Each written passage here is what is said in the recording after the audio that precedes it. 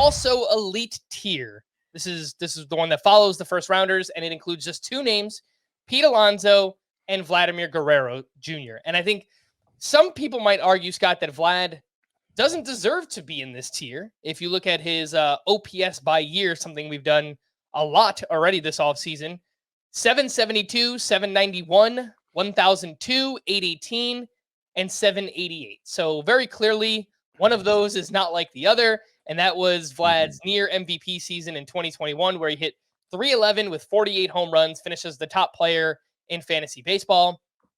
It also happens that that season was kind of a weird one for the Blue Jays, where they played the majority of their games in minor league ballparks, both of which were extremely hitter friendly. So I don't know if that's the exact reason.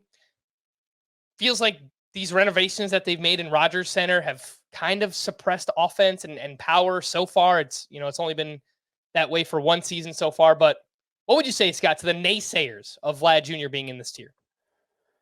Well, first of all, I'd say this is why I was saying that not everybody's tiers are going to look the same, because I can understand somebody leaving Vladimir Guerrero out of this also elite tier with Pete Alonso.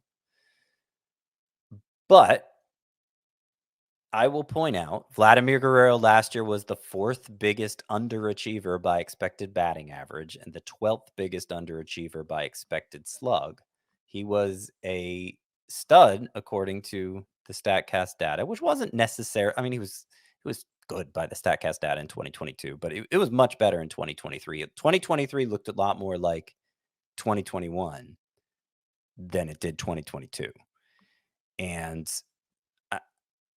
guy hasn't turned 25 yet. He'll be 25 by opening day, but he's like just now entering his prime.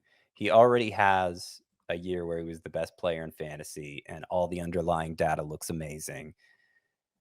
And I think in the long run, we're going to think of Vladimir Guerrero as a first-round type hitter in fantasy. And so I actually see it as something of a buy low opportunity right now. He's falling well into round 3 in even in some 15-team drafts, much less 12-teamers. So I want to give myself an opportunity to draft him. And if I tier him lower than this, first of all, I think it's underestimating his upside. And second of all, I'm going to kind of like box myself out from drafting him by putting him in a tier with lower caliber first baseman than with the higher caliber first baseman. So it's kind of there's a certain element of gaming your tiers for your tastes, which of course you don't want to do too much because then it undermines the purpose. But if you're being honest in your assessment of players, then I think it's fine.